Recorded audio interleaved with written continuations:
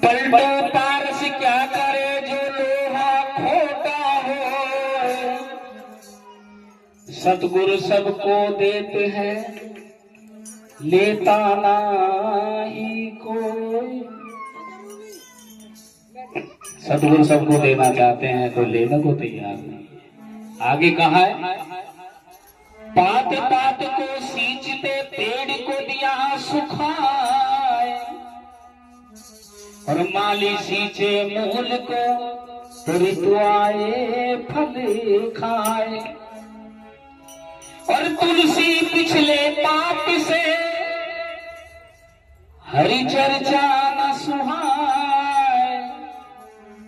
हमारे पूर्व जन के कर्म अगर पाप वाले होंगे तो हम सत्संगों से दूर हो जाएंगे। हमारे घर के दरवाजे में भी सत्संग हो रहा होगा तो हम सुनेंगे नहीं, जाएंगे नहीं सत्संग में। ये कौन सा कर्म होता है? पूर्व जन के पाप का कर्म। तो यहाँ कह रहे हैं तुलसी पिछले पाप से हरि चर्चा न सुहाए, जैसे ज्वर के वेग से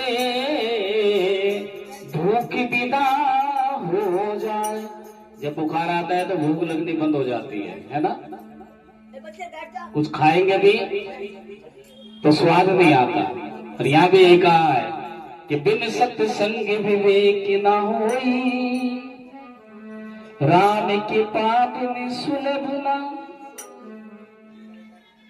बिन सत्संग के कभी विवेक नहीं होता, विवेक जागृत नहीं होता, याद रखना। इसलिए सत्संग बहुत जरूरी है। और यही कहा है क्या, संत चरण मन लागे, संत चरण मन लागे, तेरी बिगड़ी बनेगी। संत चरण मन लागे, तेरी बिगड़ी बनेगी। और बिगड़ी बनेगी, तेरी बिगड़ी बनेगी।